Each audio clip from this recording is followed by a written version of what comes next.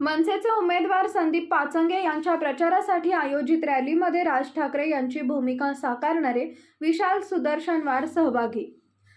ओवाळा माजीवाडा विधानसभेच्या क्षेत्राचे मनसेचे उमेदवार संदीप पाचंगे यांच्या प्रचारार्थ आयोजित रॅलीमध्ये एक नंबर व धर्मवीर चित्रपटात राज ठाकरे यांची भूमिका साकारणारे अभिनेते विशाल सुदर्शनवार हे सहभागी झाले होते। अतिशय चांगला प्रतिसाद संदीप पाचंगे यांनी या वेळेला फक्त राज ठाकरेच निवडून येतील। राज ठाकरे हे कधीच जातीपातीचं राजकारण करत नाहीत। त्यांचे विचार आणि ध्येय वेगळं आहे। जे काही करायचं आहे ते महाराष्ट्रासाठी करायचं आहे। त्यामुळे मनसेचे संदीप पाचंगे नक्कीच निवडून येतील अशी प्रतिक्रिया विशाल सुदर्शनवार यांनी यावेळी दिला।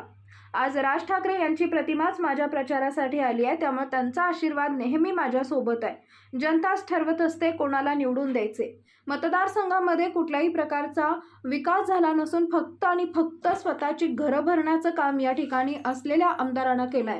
त्यामुळे जनता मला नक्कीच न्याय देईल अशी प्रतिक्रिया मनसेचे उमेदवार संदीप पाचंगे यांनी दिली आहे। एकदम अंतिम फेरी जी आहे ती सुरू आहे। आता अंतिम टप्प्यामध्ये प्रचार आहे। आपण पाचंगे काय सांगत कसं वाटतं वातावरण? तर खूप चांगलं आहे। प्रतिसाद तो 100% आहे आणि आता फक्त राजसाहेब ठाकरेच येणार आहे।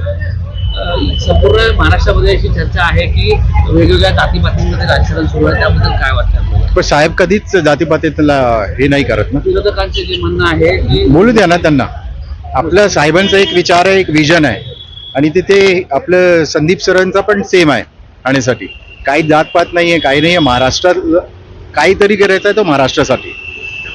वातावरण आहे काय? खरं तर यावेळेला कधी नव्हे ते साहेबांनी 2 सभा ठाण्याला दिलेल्या आहेत आणि त्या सभा मिळून नंतर आता शेवटी प्रचारासाठी पण खुद्द साहेबांची उभी प्रतिमा माझ्यासोबत आलेली आहे। आणि माझ्या पाठी राजसाहेबांचा यावेळेस खूप चांगला आशीर्वाद आहे।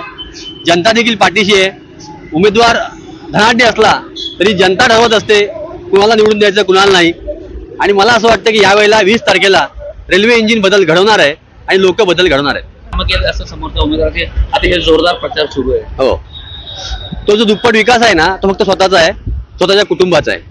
मतदारसंघाचा काही विकास झालेला नाहीये।